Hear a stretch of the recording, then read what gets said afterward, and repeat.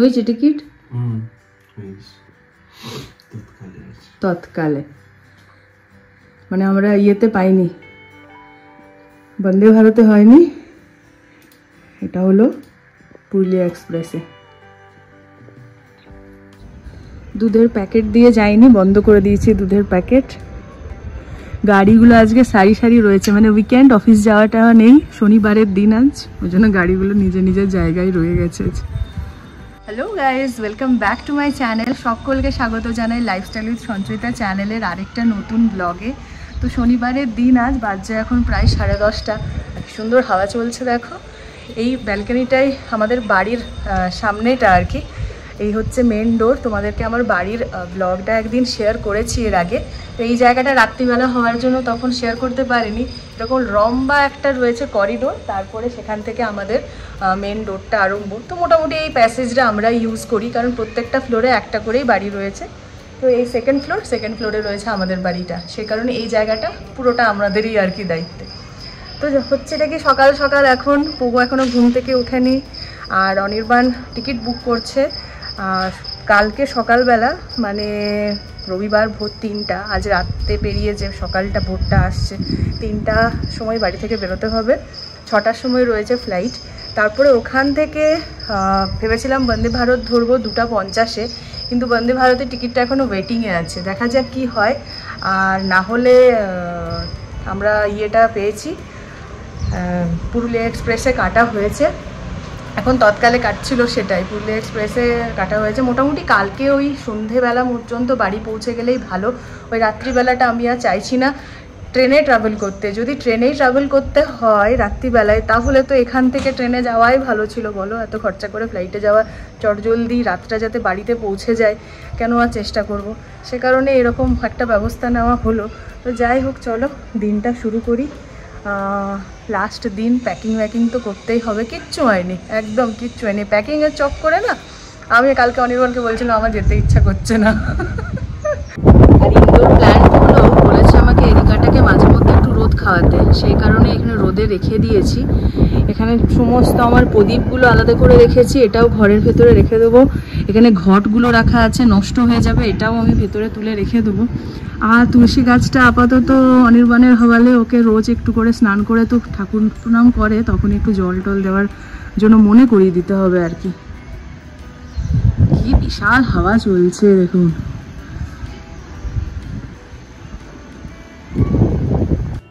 রান্নাঘরে চলে এসেছি সকালের জলখাবার বানাতে, আর আজকে একটু অন্যরকম জলখাবার বানাচ্ছি। এই যে দেখতে পাচ্ছেন, রুটিগুলোকে কেটে ফেলেছি চাউমিনের মতো। রুটি ভাজা বানাবো আজকে, বাসি রুটি দিয়ে। কালকে রুটিগুলো আর খাওয়া হয়নি। প্রথমেই পেঁয়াজ কুচি, ক্যাপসিকাম আর গাজরটাকে হালকা করে তেলে ফ্রাই করতে দিয়েছি, আর এদিকে রুটিটাকে এইভাবে পাতলা পাতলা করে কেটে নিয়েছি। আমার গলাটা আজকে ভীষণ রকম অন্য শোনাচ্ছে, কারণ গলাটা আমার ধরে গিয়েছে, সেই ধরা গলা নিয়েই ভয়েস ওভার দিচ্ছি।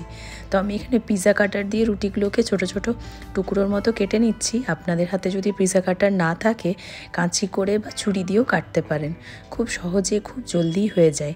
এইভাবে সরু সরু করে কেটে নিয়েছি, আর ওইদিকে সমস্ত সবজিগুলো ভাজতে বসিয়েছি। মোটামুটি নুন দিয়ে ভাজা হয়ে গেছে। তারপরে এই সবজিগুলো সাথে রুটি কেটে অ্যাড করে দিলাম। সামান্য হালকা হাতে নাড়াচাড়া করতে হবে, তাহলে ভালো করে মিক্স হবে। এখানে আমি একটা ডিমকে খুব হালকা করে ভেজে নিয়েছি, আর সেটাকেও ভালো করে মিশিয়ে দেবো এটার সাথে। এরপর কি সুন্দর একটা চটপটা হেলদি ব্রেকফাস্ট তৈরি হয়ে গেল দেখুন। উপর থেকে সামান্য টমেটো কেচাপ। কি নাম বলো তো? আর যা হয়, রুটি ভাজা, ভাত ভাজা হয়, এটা রুটি ভাজা। চুকে গেছে, আর এই মানে টাইমের মধ্যে পোগো রেডি হয়ে গেছে। পোগোর চুলটা দেখো, পোগোর হেয়ার কাটিং হয়ে গেছে। মানে এটা কিছু করার নেই, কাল বেরোচ্ছি, আজকে না ওর হেয়ার কাটিংটা করলে ওখানে আবার প্রবলেম হবে। তো স্নান হয়ে গেছে, ঠাকুর ঘরে একটু পুজো দিচ্ছিলাম। আর সবচেয়ে বড় হলো, মোটামুটি যা কিছু রয়েছে বাসনপত্র আমার বার করানো এখানে, সেগুলো আমাকে সব ঢুকিয়ে দিতে হবে, কারণ অনির্বাণ খালি ধূপ দেয়, তাহলে ধূপের স্ট্যান্ডটা রাখলেই হবে, বাকি সমস্ত কিছু ধুলাই ভরে যায়, সেগুলো এবার তুলে দেওয়া হোক। এখানে পুজোর সমস্ত জিনিসপত্রগুলোকে ধুয়ে পরিষ্কার করে এরপর টিস্যু পেপার দিয়ে ভালো করে মুছে আর ওই সবুজ রঙের আমার ছোট বক্সটা আছে ওখানে সুন্দর করে সাজিয়ে রেখে দেবো। আমরা রেডি হয়ে গেছি আর মনে হচ্ছে না যে মানে ডক্টরের কাছে যাচ্ছি বলে। এখন বেরোচ্ছি একবারে বিকেল সন্ধ্যা দিকে ফেরার প্ল্যান রয়েছে। ডাক্তার দেখানোর পর যদি সব ঠিকঠাক থাকে তাহলে একটু মল যাবো, KLM mall, specially for sari. তোমরা তো শাড়ি অনেক ধরনেরই দেখো আমার ব্লগে। আজকে যদি পসিবল হয় তাহলে দক্ষিণী শাড়ির অ্যাফোর্ডেবল প্রাইসে তোমাদের সঙ্গে শেয়ার করবো। চলো। তুমি সামনে চাপবে? চশমাটা পরো, উল্টা ধরেছো দেখি। দারুণ। বাড়ি থেকে বেরিয়ে গেছি, ঘুরিতে তখন প্রায় দুপুর 2টো। রোদের বেলা, হালকা বাতাস সঙ্গে নিয়ে আমরা বেরিয়ে পড়লাম। যাচ্ছি প্রথমে চিন্ময়া মিশন হসপিটাল। অনির্বাণের দাঁতের ইদানিং প্রচণ্ড প্রবলেম দেখা দিচ্ছে, সেটাই প্রথমে একবার চেক করানোর আছে ওইখানে। চলুন। মোটামুটি দেখলাম বেশ অনেকটাই পথ। আমরা যেখানে আগে পুরনো বাড়িতে ছিলাম, মানে ব্যাঙ্গালোরে যখন আগে থাকতাম, সেখান থেকে এই চিন্ময়া হসপিটালটা বেশ কাছে ছিল। সেই কারণে আমাদের যাবতীয় ট্রিটমেন্ট ওখান থেকেই করাতাম। আমাদের একদম নির্ভরযোগ্য, বিশ্বাসযোগ্য একটা হসপিটাল বলতে পারেন। সেই কারণে একবারে ওখানেই যাওয়া ছাড়া দ্বিতীয় কথা ভাবতেই পারি না।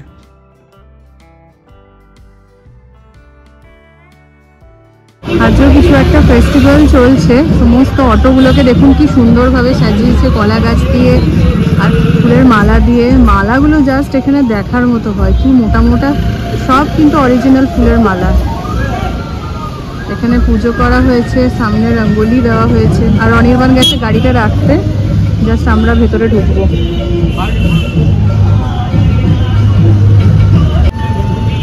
দাঁতটা দেখাবে? দেখাবে? আচ্ছা চলো, বাবার আর তোমার দুজনকারই দাঁত দেখিয়ে চলো।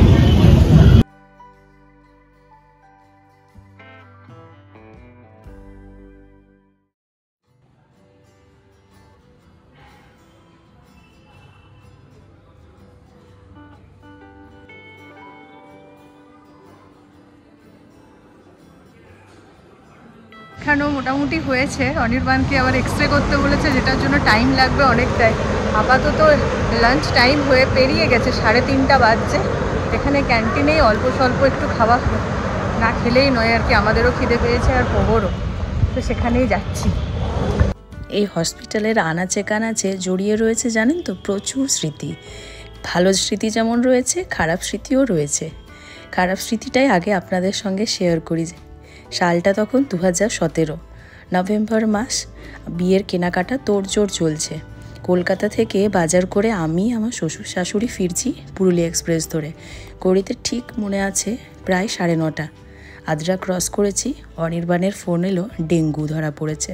অনির্বাণ তখন ব্যাঙ্গালোরেই থাকতো, আর তার তখন প্লেটলেট প্রায় 5000। কী আর করা যায়, ভাইরা ছিল, সেই কারণে সঙ্গে সঙ্গে তাকে ভর্তি করা হয় এই মিশন হসপিটালেই। পরদিন সকালেই আমরা এমার্জেন্সি জলদি করে চলে আসি ছুটে তাকে দেখতে। কোনো রকমে সেই যাবৎ বাঁচিয়ে মানুষটাকে ঘরে নিয়ে যাওয়া হয়েছিল। 5000 প্লেটলেটস নেমে যাওয়া মানে বুঝতে পারছেন কতটা ভয়ঙ্কর ব্যাপার হয়ে গিয়েছিল। আর সুখকর যে একটা স্মৃতি রয়েছে, সেটাও না হয় তোমাদের সাথে শেয়ার করি। সালটা 2020 জুন মাস। 3 জুন অনির্বাণের জন্মদিনের দিন বাড়িতে টেস্ট করে জানা গেল পেটের মধ্যে সদ্য একটা ছানা আছে। তারপরে প্রথম এসেছিলাম এই হসপিটালে। এই যে চোখের সামনে ছানাটা দেখতে পেয়েছেন, সেই ফুলটা ফুটেছে সবেমাত্র। তার প্রথম হৃদস্পন্দন শোনা, প্রথম ব্লাড টেস্ট সব চিন্ময়া থেকে শুরু হয়েছিল। চলুন, আজকের আমাদের কাজ হয়ে গেল। এখানে যেমন আমরা মোটামুটি এখন যে রাস্তাটা দিয়ে যাচ্ছি সেটা আমাদের পুরানো ঘরের রাস্তা। সেটাই বলতে বলতে যাচ্ছি।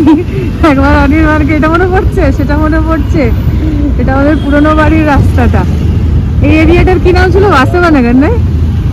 বাসেবানগর। আর ভীষণ মানে মেমোরি রয়েছে এই রাস্তায়, এই গলি গলিতে। আর বেটুন তখন এতটাই ছোট ছিল 11 মাসে আমরা এখান থেকে চলে গেছি, তারই আগে চলে গেছি, 10 মাস বয়স। বেটুনের আর কিছু মনে থাকবে না। আমরা মোটামুটি আমাদের পুরনো বাড়ির একদম কাছে চলে এসেছি। ওইটাই গল্প করতে করতে যাচ্ছি। এখান থেকে জল নিতাম, এখান থেকে সবজি নিতাম, এখান থেকে এটিএম থেকে এটাই আমরা টাকা তুলতাম, অনেক কিছু আর কি। তবে রাস্তাগুলো যেমনি গিয়ে তেমনি রয়ে গেছে, রাস্তাগুলোর কোনো উন্নতি হয়তো নি, আরো খারাপ হয়ে গেছে। এই জাস্ট গলিটা,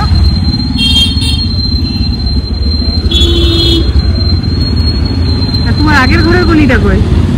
ওটা আছে ওইদিকে না? এই যে এই গলিটায় আমরা থাকতাম।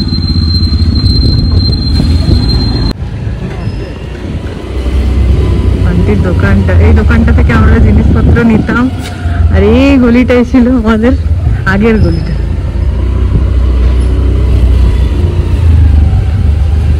এই যে এই গলিটাই ছিল আমাদের ঘরটা। এই যে সামনে যে বিল্ডিংটা আছে, ওই দুতলার যে জানলাটা, ওই জানলাটা, ওই বাড়িটা ছিল আমাদের। চলো।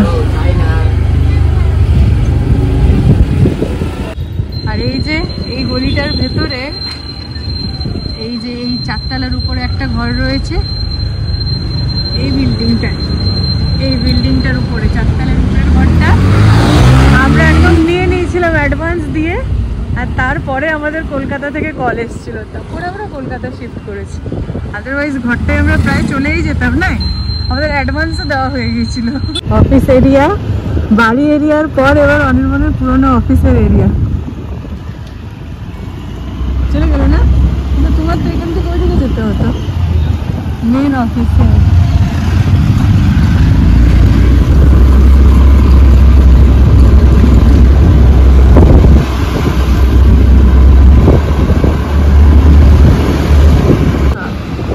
আমরা পরে আসবো, এইবারে আসা হলো না।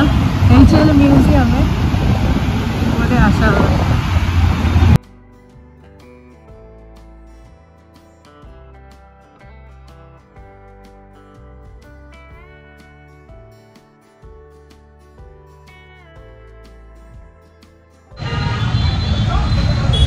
আমরা এসে পৌঁছেছি KLM মলে। যতবারই আসা হয় ব্যাঙ্গালোর, ফিরবার সময় একবার KLM মল ভিজিট করতে হয়। খুব ভালো রিজনেবল প্রাইসে দক্ষিণী শাড়ির সম্ভার থাকে আর কি এখানে। তো চলো যাওয়া যাক ভেতরে। অনির্বাণ গেছে পার্কিংয়ে গাড়ি রাখতে, আমরা জাস্ট এখানে ওয়েট করছি।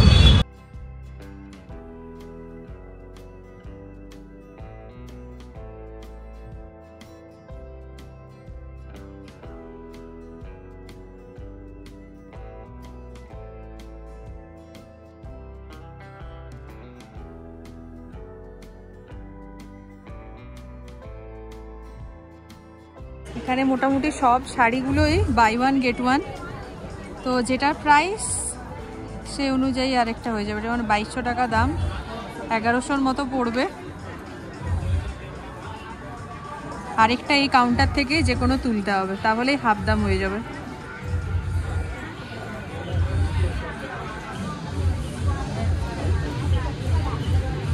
এই শাড়িটা আমার প্রচণ্ড ভালো লাগছে। এটার দামটা খুবই কম, 1100 টাকা, মানে হচ্ছে 550 টাকা এটার দাম পড়ছে।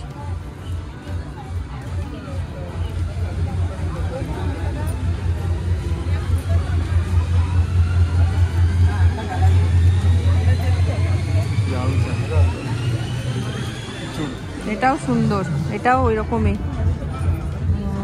1200, মানে 600 টাকা দাম পড়বে এটার।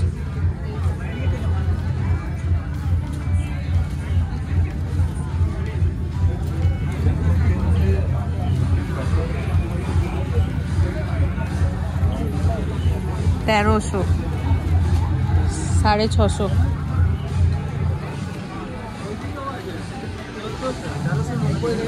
হ্যাঁ দেখেছি, আরো দেখছি।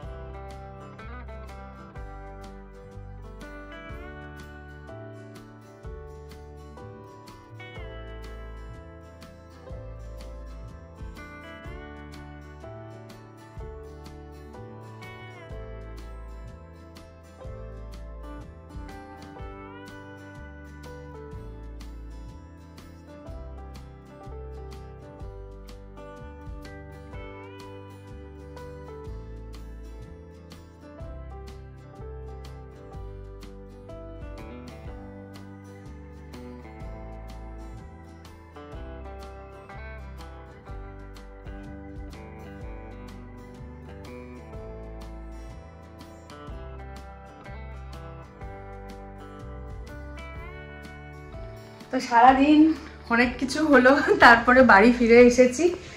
আর এসে পরে এরপরে প্যাকিং স্টার্ট করতে হবে, মানে আমি ট্রলিটাও এখনও বার করিনি। বলছি না ওই ব্যাগে গোছানোর চক্করে মনে হচ্ছে যেন যাই না, কিন্তু মাঝরাতে বেরোতে হবে, প্রায় তোমাদের বললাম 3টার সময়। তো যে দুটো শাড়ি এনেছে তোমাদের সঙ্গে শেয়ার করে নিই ঝটপট, তারপরে সেটা ব্যাগে ভরে নেবো।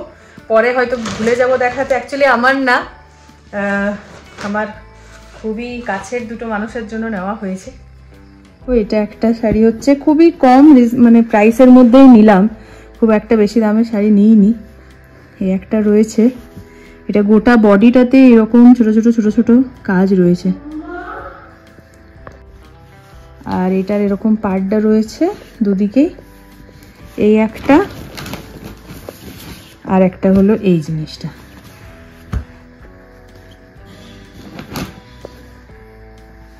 এগুলো ওই 550 ওরকম করে পড়লো দুটো শাড়ি। তো চলো বন্ধুরা, প্রচুর দেখতে পাচ্ছ কাজকর্ম বাকি, ব্যাগ ট্যাগ গোছায়, খাবার দাবার বানিয়ে নিয়ে যাব। কালকে সারাটা দিন মোটামুটি বাইরেই থাকার আছে, মোটামুটি বাড়ি পৌঁছাতে ওই পুরুলিয়া এক্সপ্রেস আমাদের কটায় পুরুলিয়া পৌঁছায় তার কোনো ঠিক নেই। তো সে কারণে রাত অবধি বাড়ি পৌঁছাবো এটা ভেবেই বেরোচ্ছি আর কি। ব্লগটা আজকের এখানে শেষ করছি। আজকে অনেক কিছু পুরানো জায়গায় ঘোরা হলো, আর হসপিটালে একটু গিয়েছিলাম দরকারে। তো সমস্ত কাজ যেগুলো ভেবেছিলাম কমপ্লিট করে এইবারের ব্যাঙ্গালোরের সফর মোটামুটি শেষ হতে চলেছে। ব্লগটাও এখানে শেষ করছি। ভালো লেগে থাকলে অবশ্যই একটা লাইক করে দিও। যারা নতুন দেখছো চ্যানেলটা প্লিজ সাবস্ক্রাইব করে নিও। আরও ভালো ভালো ব্লগ আসতে চলেছে আগামী দিনে। দেখা হবে পরের আবার একটা ব্লগে। গুড নাইট বন্ধুরা।